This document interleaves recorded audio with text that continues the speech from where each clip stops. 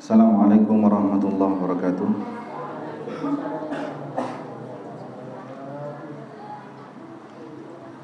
Innal hamdalillah nahmaduhu wa nasta'inuhu wa nastaghfiruh wa na'udzu billahi min shururi anfusina wa sayyiati a'malina. May yahdihillahu fala mudilla lahu wa man yudlilhu fala hadiya lahu. Asyhadu an la ilaha illallah wahdahu la syarika lah wa asyhadu anna Muhammadan abduhu wa rasuluh la nabiyya wa rasula ba'dah. Qala Allah ta'ala fi kitabihil karim, a'udzu billahi minasy syaithanir rajim. Ya ayyuhalladzina amanu taqullaha haqqa tuqatih wa la tamutunna illa wa antum muslimun. Wa qala aidan ya ayyuhalladzina amanu taqullaha wa qulu qawlan sadida yuslih lakum a'malakum wa yaghfir lakum dhunubakum wa man yuti'illaha wa rasulahu faqad faza fawzan 'azima. Fa inna asdaqal hadithi kitabullah wa khairal hadyi hadyu Muhammadin sallallahu alaihi wasallam wa syarrul umuri muhdatsatuha fa inna kulla muhdatsatin bid'ah wa kulla bid'atin dhalalah wa kulla dhalalatin finnar. Para jamaah yang dirahmati oleh Allah Subhanahu wa taala, kita bersyukur kepada Allah Subhanahu wa taala. Allah masih memberikan kepada kita kesempatan, Allah masih memberikan kepada kita kesehatan, maka wajib bagi kita untuk senantiasa memanfaatkan kesempatan ini yang diberikan oleh Allah Subhanahu wa taala sebelum datang waktunya ketika Allah memerintahkan malaikat untuk mencabut nyawanya atau nyawa kita, maka tidak ada lagi kesempatan untuk berbuat baik. Salawat dan salam semoga senantiasa terlimpahkan kepada Nabi Muhammad sallallahu alaihi wasallam. Para jemaah yang dirahmati oleh Allah Subhanahu wa taala, sebelum kita lanjutkan ke kajian kita, tadi pagi juga saya takziah di Lumajang. Bude saya, istri dari Haji Musari, kan sudah meninggal tadi pagi. Dan di hari Sabtu itu saya ke rumah sakit untuk mengunjungi di ICU dan memang sudah tidak respon. Maka tadi pagi beliau meninggal. Maka sekali lagi, ketika Allah masih memberikan kepada kita kesempatan, sudahlah kita gunakan sebaik-baiknya, kita gunakan semaksimal mungkin. Jangan sampai waktu-waktu ini terbuang sia-sia. Gak usah aneh-aneh sudah ya, gak usah aneh-aneh, gak usah nyakitin orang, gak usah lanyala ke orang. Waktu yang ada digunakan untuk kebaikan-kebaikan, gunakan sebaik-baiknya. Mudah-mudahan Allah nanti mewafatkan kita dalam keadaan kita benar-benar siap dan bekalnya sudah siap. Para jemaah yang dirahmati oleh Allah Subhanahu wa taala, di pertemuan yang lalu kita sudah membahas dari awal bahwa ketika kita mulai sholat, tidak ada bacaan apapun, bagaimana gerakan takbirnya, bagaimana berdirinya, itu sudah dibahas semuanya pada pertemuan yang lalu. Sebelum kita lanjutkan, saya akan praktekkan sebentar karena barusan nyuruh Agus nggak mau, malu katanya. Jadi ketika berdiri untuk sholat, posisi kaki tidak boleh terlalu mekar begini, ya. Biasanya ada aja yang sholat kemudian mekar begini. Kemudian juga tidak terlalu begini, karena memang kepingin menghadapkan ke kiblat, kemudian sampai berlebihan seperti ini. Ya ada, tapi kan ada. Sudah, kalau cacat nggak usah dibahas di sini ya. Kalau nggak sakit yang sempurna maka berdirinya seperti ini. Usahakan kakinya ini lurus dengan bahu kita. Sudah lurus ke kiblat, yes, biasa standar gitu yang semampunya. Tapi nggak usah terlalu diukur gini, nggak. Tapi dikira-kira semampunya sudah seperti ini. Kemudian ini menghadap kiblat ya, anggap ini ke kiblat, menghadapnya. Mata kita ke bawah, jangan ke atas gini. Itu sudah dilarang dan kita pernah sudah sampaikan. Kemudian untuk sebelum sholat sudah nggak usah baca a'udzubillahi minasyaitonirrajim, nggak usah baca bismillah, nggak usah melafadzkan niat, tidak usah baca an-nas, tidak usah baca al-fatihah, sudah menghadap kiblat. Karena seperti itu yang dilakukan oleh Nabi Muhammad SAW. Menghadap kiblat, kakinya sudah begini, standar lurus. Kemudian angkat tangan boleh sebahu, boleh setelinga, nggak perlu sampai menyentuh begini ya.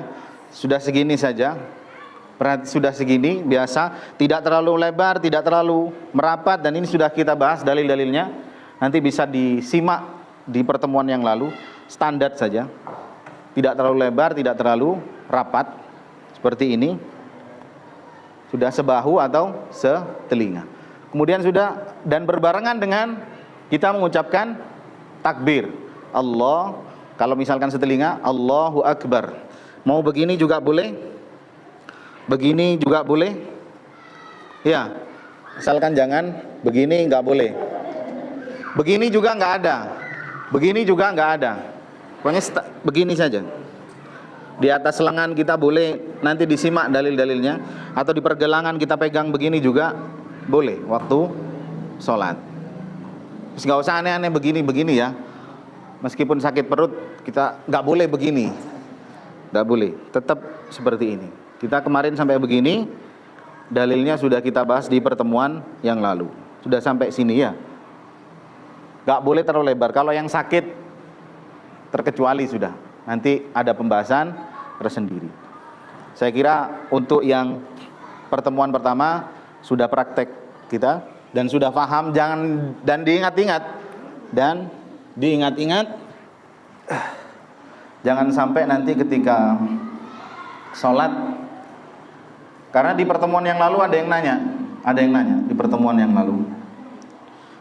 Setelah kajian selesai ada yang nanya, saya pernah sholat Ustaz di waktu safar, dia nggak tahu, saya lupa tempatnya. Intinya waktu dia perjalanan, kemudian sholat, ada Pak Kiai katanya, ketika angkat tangan sampai melewati kepalanya gini ya. Meskipun sorbannya besar gitu ya, tapi kalau menyalahi apa yang dikerjakan Nabi jangan ditiru. Milih Nabi atau milih ini gitu. Milih manusia biasa gitu ya, pilih Nabi. Meskipun jenggotnya seperut gitu ya. Kemudian angkat tangan sampai atas gini, jangan diikuti. Ikuti apa yang dikerjakan oleh Rasul sallallahu alaihi wasallam. Kemudian yang selanjutnya, kita setelah sampai sedekap, meletakkan tangan di atas tangan kanan, di atas tangan kiri, dan kita sudah bahas tentang hadis yang meletakkan di dada. Itu sudah kita bahas hadisnya. Sekarang kita masuk ke poin yang ketujuh, bahwa pandangan mata kita itu ke bawah. Dalam hadis yang diriwayatkan oleh Imam Hakim, bahwasannya Rasul sallallahu alaihi wasallam idza shalla rafa'a basarahu ila as-sama' fanazalat alladziina hum fi salatihim khashi'un fataqta'a ra'sahu.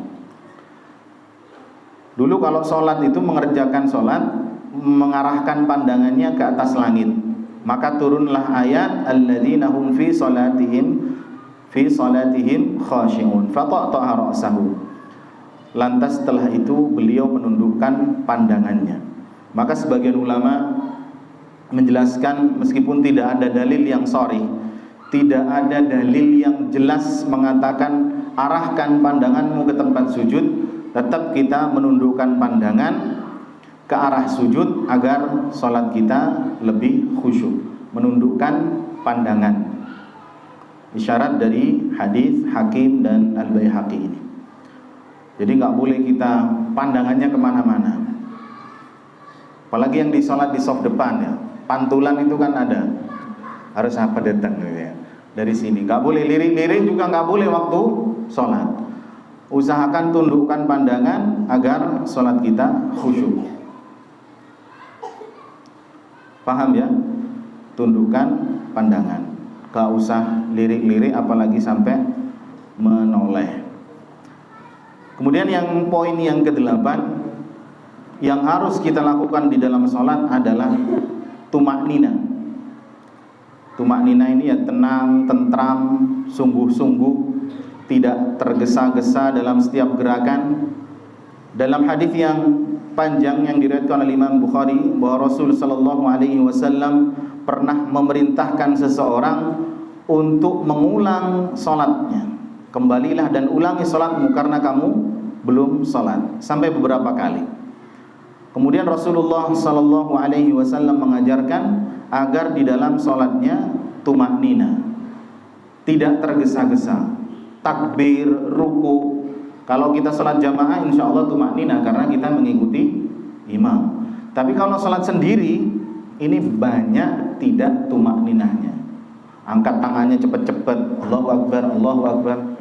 Ini tidak boleh. Ruku, saya bahas sedikit. Ruku, belum sampai ruku itu sudah subhana rabbiyal azim. Sudah baru bergerak subhana rabbiyal azim. Sehingga nyampe ruku langsung mendal sudah. Langsung balik. Kita baca, kalau mau baca ruku ya sampai sempurna rukunya baru kita baca doa ruku. Kalau belum sampai ruku pada posisinya jangan baca dulu. Kita baca takbir intiqal, takbir perpindahan gerakan. Jadi kalau mau baca-baca ketika sujud, ketika ruku, ketika i'tidal, mau baca Rabbana walakal hamd, Rabbana lakal hamdu, Sami Allahu liman hamidah. Dah sampai benar-benar berdiri sampai selesai Sami Allahu liman hamidah baru ucapkan Rabbana lakal hamdu atau Rabbana walakal hamdu. Jangan baru gerak gini sambil Sami Allahu liman Rabbana lakal hamdu. Sehingga belum berdiri gini langsung ruku atau langsung turun ke sujud. Ini tumaknina. Semua gerakan dari takbir sampai salam kita nggak boleh tergesa-gesa. Kita nggak boleh terburu-buru, harus tenang. Kemudian poin yang ke-9. Poin yang ke-9. Setelah takbir tidak tergesa-gesa, berdirinya seperti tadi, lurus, tidak terlalu terbuka, tidak terlalu rapat. Tadi lupa dijelaskan bahwa tidak terlalu mekar gini kakinya, juga tidak terlalu rapat, dempet gini kakinya, pas dengan bahu kita. Setelah sedekap, kemudian kita membaca iftitah. Membaca iftitah. Sebelum baca iftitah kita nggak baca apa-apa. Faham ya Bapak dan Ibu yang dirahmati oleh Allah Subhanahu wa taala? Allahu Akbar. Sudah nggak usah bismillahirrahmanirrahim. Allahumma ba'id baini. Nggak usah bismillah. Langsung membaca iftitah. Paling tidak dijelaskan ada banyak sebenarnya bacaan iftitah. Ada sekitar, ada yang mengatakan di tulisan para ulama itu di kitab-kitab mereka ada yang mengatakan 9 macam. Ada yang 10 macam, tapi paling tidak kita jelaskan 4 saja di sini bacaan doa iftitah yang biasa kita baca. Yang pertama, doa iftitah dalam hadis yang diriwayatkan oleh Imam Muslim dan yang lainnya dijelaskan idza kabbara fi shalah, bahwasanya Rasulullah SAW apabila bertakbir untuk salat, sakata hunayyatan qabla an yaqra'a.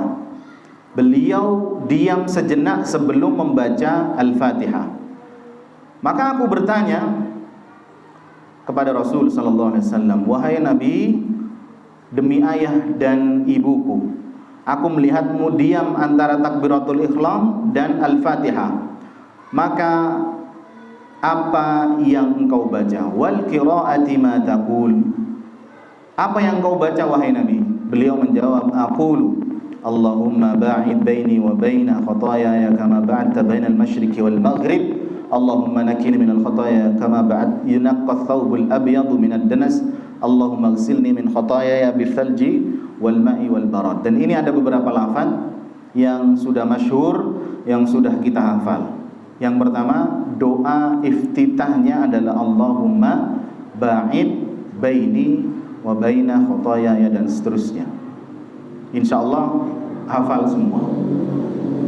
Di sini Agus pakai ini, Gus. Allahumma ba'id.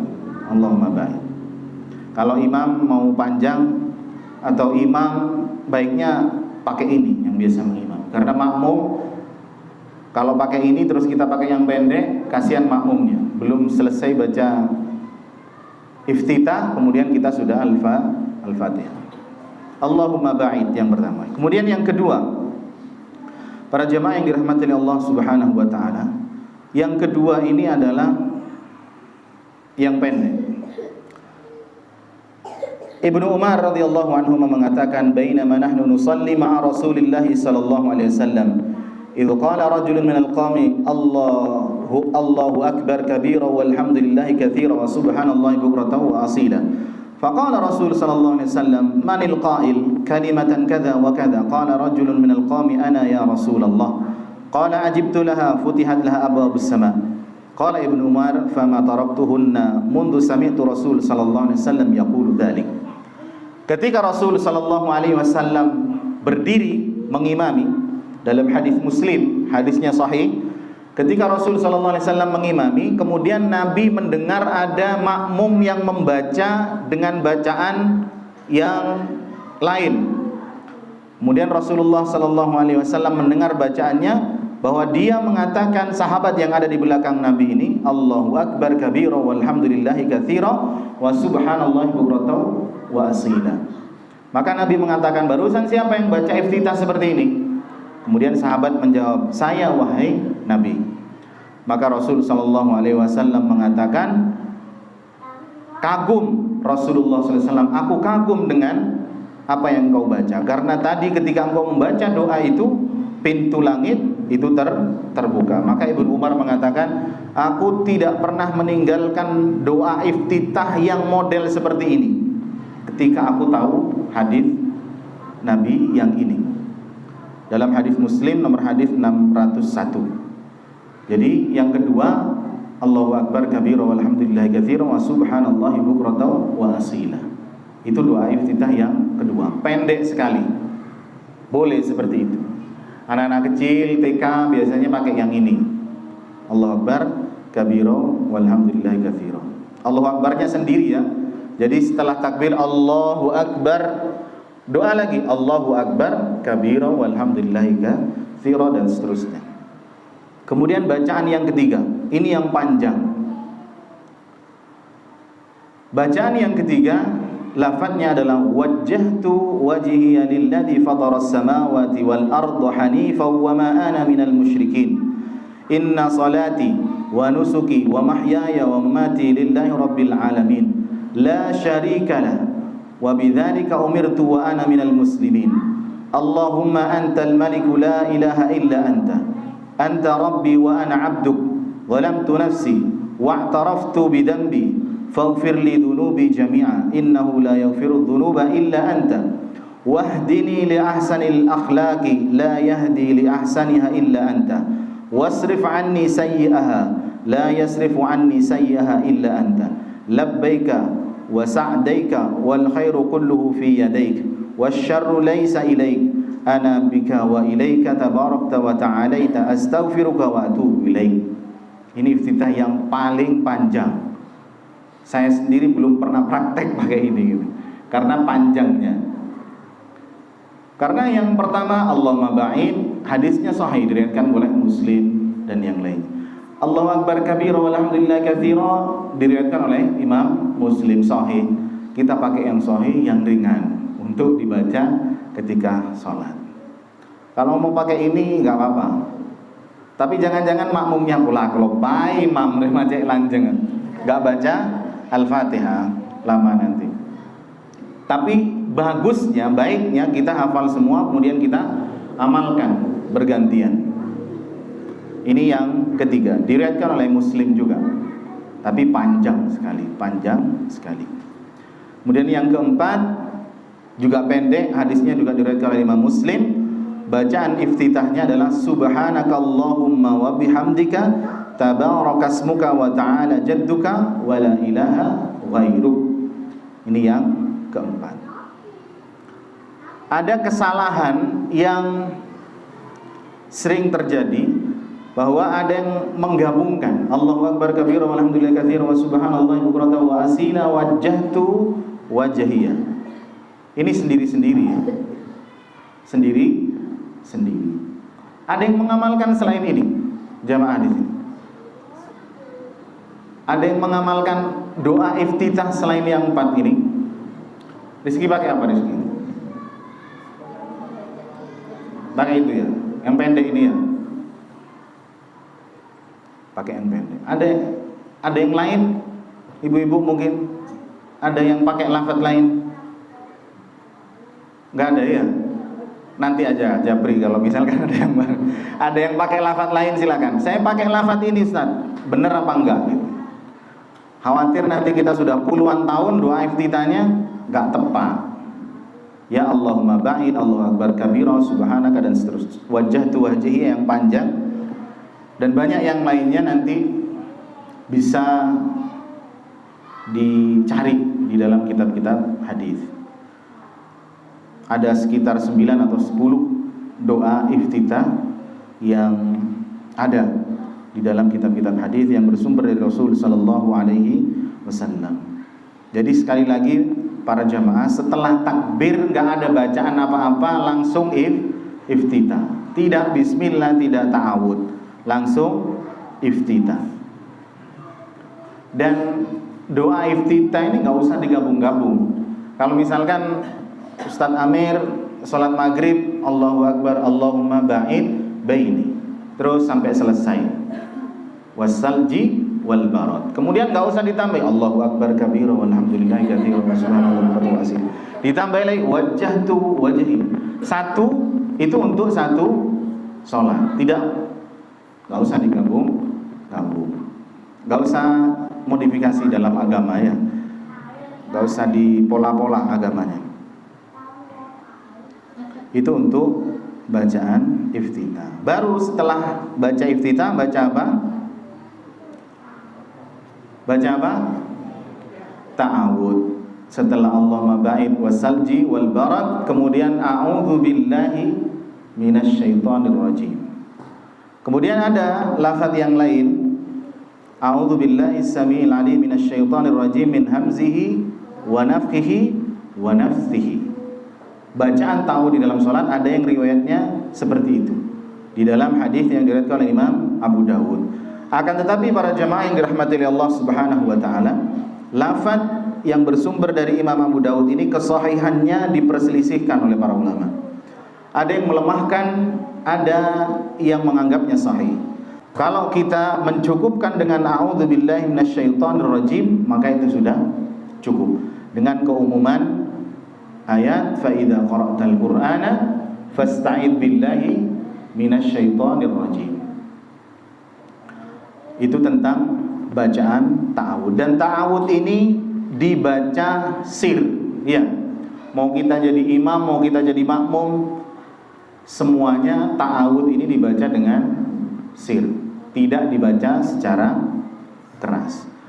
Kalau para jamaah buka HPT yang berwarna biru itu, di situ dijelaskan semua ada 3 model bacaan. A'udzubillahi minasyaitonirrajim, a'udzubillahi samil alim minasyaitonirrajim yang kedua, kemudian yang ketiga a'udzubillahi samil alim minasyaitonirrajim min hamzihi wa nafthihi wa nafthihi. Semuanya ada di HPT yang jilid 3 yang biru itu. Tapi kalau ada yang berpendapat lain bahwa hadis Abu Daud ini adalah hadis yang lemah, maka dicukupkan dengan a'udzubillahi minasyaitonirrajim. Baru kemudian setelah ta'awud membaca Al-Fatihah. membaca Al-Fatihah. Nanti panjang pembahasan Al-Fatihah kita bahas di lain kesempatan. Bismillah itu masuk Al-Fatihah atau enggak, ini sudah agak panjang lagi. Intinya setelah baca ta'awud kita baca Al-Fatihah, Bismillahirrahmanirrahim, Alhamdulillahirrahmanirrahim, dan seterusnya. Kalau kita enggak baca Al-Fatihah maka sholat kita tidak sah, enggak dihitung sholat, enggak dihitung sholat. La sholata liman lam yaqra' bi fatihatil kitab, la sholata liman lam yaqra' bi ummil Qur'an. Tidak ada sholat, tidak sah sholat ketika kita tidak membaca Al-Fatihah. Ini agak lebar lagi nanti, bahwa ketika kita di belakang imam yang membaca jahar, maka kita tidak perlu membaca apapun. Dengan dalil yang pertama dari ayat Al-Quran. Allah Subhanahu wa taala mengatakan, wa idza quri'al Qur'an fastami'u lahu wa ansitu la'allakum turhamun. Membaca Al-Fatihah itu wajib hukumnya pada asalnya. Semuanya wajib membaca Al-Fatihah. Akan tapi khusus untuk ketika sholat berjamaah maka Al-Fatihah kita tidak perlu membaca. Ketika imamnya baca jahar, baca keras. Apa dalilnya? Yang pertama ayat Allah Subhanahu wa taala, wa idza quri'al Qur'an fastami'u lahu wa ansitu la'allakum turhamun. Dan apabila dibacakan Al-Qur'an maka dengarkanlah baik-baik dan perhatikanlah dengan tenang agar kamu mendapat rahmat. Kemudian yang kedua, dengan dasar hadis yang diriwayatkan oleh Imam Muslim, bahwasanya Rasul sallallahu alaihi wasallam berkhutbah kepada kami, fabayyana lana sunnatana wa 'allamna salatana. Beliau menjelaskan sunnah dan mengerjakan salat kepada kami, mengajarkan salat kepada kami.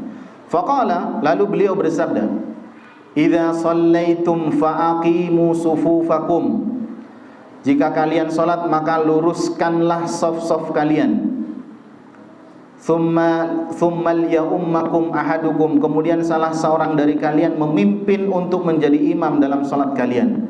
Fa idza kabbara fakabbiru. Apabila imam ini bertakbir maka bertakbirlah. Wa idza qara'a fa ansitu. Dan ketika imam membaca Al-Qur'an, membaca surah, membaca Al-Fatihah dengan keras, maka fa ansitu, diamlah kalian. Dalam hadis Muslim nomor hadis 404, silakan dicek nanti.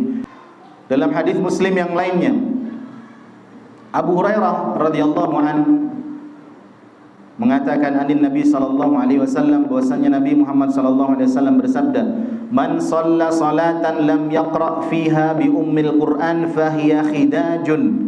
Thalathan, 3 kali. Fahiya khidajun, fahiya khidajun, fahiya khidajun. Barang siapa salat tanpa membaca ummul Qur'an, tanpa membaca Al-Fatihah, maka salatnya tidak sempurna, tidak sempurna, tidak sempurna. Faqila li Abi Hurairah, kemudian ada seseorang yang bertanya kepada Abu Hurairah, inna nakunu wara'al imam. Bagaimana bila kami berada di belakang imam? Faqala, Abu Hurairah mengatakan, iqra biha fi nafsika. Maka bacalah di dalam hatimu. Artinya apa? Kita menyimak bacaan imam dan hati kita mengikuti apa yang dibaca oleh imam. Ketika imam membaca Alhamdulillahirabbil alamin, kita memikirkan memuji Allah Subhanahu wa taala. Ar-Rahmanir Rahim. Mikir gitu ya kalau salatnya. Jangan mikir sawah, mikir cicilan, mikir ini ya. Ar-Rahmanir Rahim, mikir gedeng. Ya, mikirkan apa yang diucapkan imam. Jadi hati itu kan mengikuti apa yang diucapkan oleh imam. Ini tentang bacaan Al-Fatihah yang di belakang imam. Tapi kalau kita salat sendiri, wajib untuk membaca Al-Fatihah. Lalu ada yang bertanya, duduk Ramadan bulan di Jai, saya punya kakek, dari dia dulu sampai sekarang dia nggak tahu yang namanya sholat. Terus saya ajari sholat, ya isoro apaan Al-Fatihah, kalau bulan tak apalah-apalah, karena memang sudah tua. Apa yang harus dibaca ketika sholat? Orang tua yang seperti ini, orang yang mungkin tua baru belajar sholat, atau mungkin orang yang mu'allaf yang baru masuk sholat. Ketika orang masuk Islam, maka langsung wajib dia sholat kan ya. Kalau dewasa dan syarat-syarat yang lainnya sudah terpenuhi, sudah wajib sholat. Maka apa yang dibaca? Kata Rasulullah sallallahu alaihi wasallam dalam hadis yang diriwayatkan oleh Imam At-Tirmidzi, "Idza kunta ila shalah fatawadda kama amarakallah." Jika kalian hendak salat, maka berwudulah sebagaimana yang Allah perintahkan.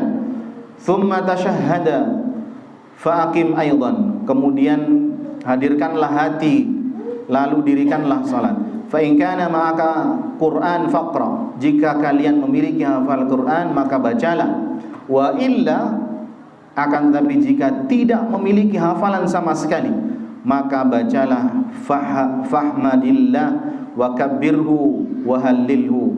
Maka bacalah tahmid, takbir dan tasbih. Kemudian rukuklah hingga tenang dalam rukuk. Kalau sudah orang tua yang terlampau tua, ada ya orang tua umur 60 atau 70 atau 80 baru belajar sholat, nggak apa-apa diajari. Tapi kalau diajari Al-Fatihah nggak bisa-bisa, tetap diajari. Tapi waktunya sholat kok tak baca ngebela karena saya belum hafal Al-Fatihah, jangan. Tetap suruh sholat, suruh memuji Allah, alhamdulillah, takbir, Allahu Akbar, tasbih, subhanallah, disuruh sudah. Ya, bacaannya seperti itu. Ketika orang tidak mampu membaca Al-Fatihah, suruh tahmid, takbir dan tasbih. Jika memang benar-benar tidak mampu.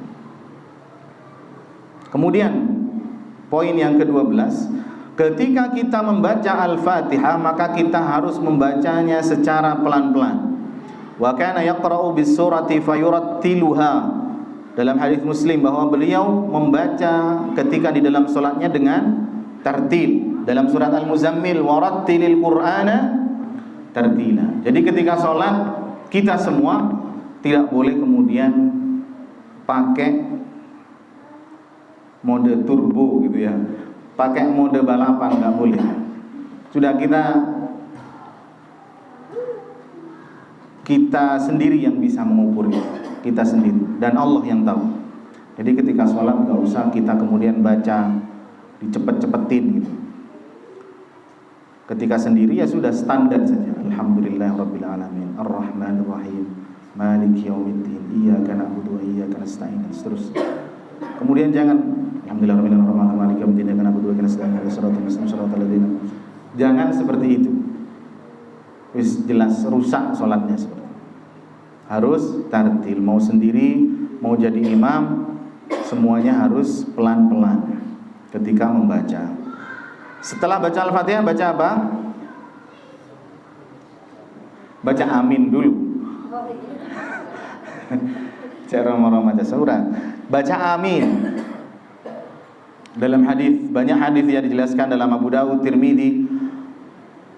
Wa'il itu menjelaskan bahwa saya mendengar Nabi Muhammad sallallahu alaihi wasallam membaca qara'a ghairil maghdubi alaihim waladdallin faqala amin wa madda biha sautahu. Wa'il ini mendengar bahwa Nabi Muhammad sallallahu alaihi wasallam dalam salatnya ketika membaca ghairil maghdubi alaihim waladdallin, beliau membaca amin serta beliau wa madda biha sautahu, panjangkan suaranya seperti yang kita baca. Dalam hadis yang lain dijelaskan bahwa barang siapa yang membaca amin bersamaan dengan imam dan makmum, maka ghufira lahu ma taqaddama min dzambi, diampuni dosa-dosanya yang telah lalu. Makanya dalam sholat jangan ngelamun. Ketika waladhdallin temennya amin, kita ngelamun, mikirin suaminya yang kerja di perantauan misalkan, sedang sama siapa suami saya gitu. Harus fokus, harus khusyuk ketika sholat. Amin, semuanya amin, maka pahalanya besar para jemaah. Imamnya amin, kita semua amin, pahalanya besar, diampuni dosa-dosa yang telah lalu. Kemudian baca surah yang terakhir. Pada pertemuan kali ini kita baca surah. Poin yang ke-14. Baca surah dalam sholat itu hukumnya apa? Hukumnya apa? Sunnah. Baca surah selain surah Al-Fatihah itu adalah hukumnya sunnah. Dalam hadis yang diriwayatkan oleh Imam Abu Dawud dari Abi Sa'id, qala umirna an naqra bi Fatihatil kitab wa ma tayassara. Kita diperintahkan untuk membaca Al-Fatihah dan apa-apa yang mudah dari surat atau ayat. Dalam hadis Muslim, Abu Hurairah mengatakan, "Fi kulli salatin qira'ah, fama asma'na an-nabiy sallallahu alaihi wasallam asma'nakum, wa ma akhfa minna akhfainahu minkum, wa man qara'a bi ummil kitab faqad ajza'at anhu, wa man zada fahuwa afdal." Kata Abu Hurairah, dia mengatakan dalam setiap salat terdapat satu bacaan, maka sesuatu yang diperdengarkan oleh Nabi niscaya kami akan memperdengarkan kepada kalian, dan sesuatu yang disembunyikan oleh beliau niscaya kami menyembunyikan dari kalian. Dan barang siapa yang membaca Al-Fatihah Ummul Kitab, maka sungguh telah cukup baginya. Wa man zada fahuwa afdal, dan barang siapa yang menambahkan maka itulah yang lebih baik. Jadi baca surah dalam sholat itu hukumnya sunnah. Satu ayat boleh, dua ayat boleh, tapi jangan bikin kacau. Ada anak santri, karena baru baca hadis yang diriwayatkan oleh Imam Muslim ini, langsung yocol. Adalah di satu kota, di satu kecamatan. Ini yang cerita orang tuanya. Anak ini santri dan tahu kalau memang hukum membaca ayat itu hukumnya sunnah. Satu ayat boleh, 10 boleh. Sunnah kan? Satu ayat boleh, dua ayat boleh. Disuruh imam tarawih 2 tahun yang lalu, insya Allah 2 tahun yang lalu.